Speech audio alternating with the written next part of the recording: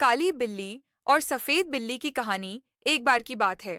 एक स्कूल में दो बिल्लियां रहती थीं, एक काली और दूसरी सफेद। काली बिल्ली बहुत शांत स्वभाव की थी और हमेशा अपने काम में लगी रहती थी। लेकिन सफेद बिल्ली को शरारतें करने का बहुत शौक था। उसे काली बिल्ली को परेशान करने में मजा आता था। हर दिन सफेद बिल्ली कोई न कोई नई शरारत सोचती। कभी वह काली बिल्ली के ऊपर आटा डाल देती, तो कभी उसकी पूंछ खींचकर भाग जाती। जब काली बिल्ली स्कूल की लाइब्रेरी में बैठकर कुछ पढ़ने लगती, तो सफेद बिल्ली चुपके से उसके पीछे जाकर उसे डरा देती। काली बिल्ली बहुत सहनशील थी। वह सफेद बिल्ली की हरकतों को नजरअंदाज करने की कोशिश करती, लेकिन सफेद बिल्ली अपनी हरकतों से बाज नहीं आती।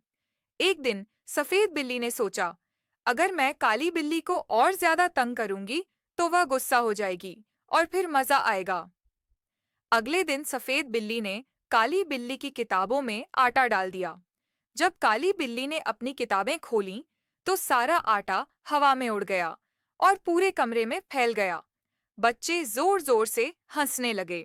काली बिल्ली बहुत उदास हो गई, लेकिन उसने कुछ नहीं कहा। फिर एक दिन स्कूल में एक बड़ा कार्यक्रम हुआ। सफेद बिल्ली ने सोचा कि वह कुछ नया करेगी।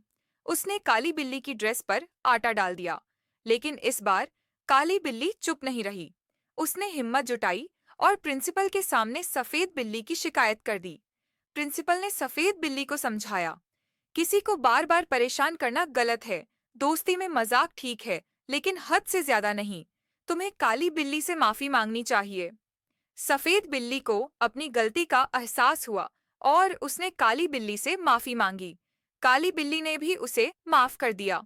इसके बाद दोनों बिल्लियां अच्छे दोस्त बन गए और सफेद बिल्ली ने शरारतें बंद कर दीं।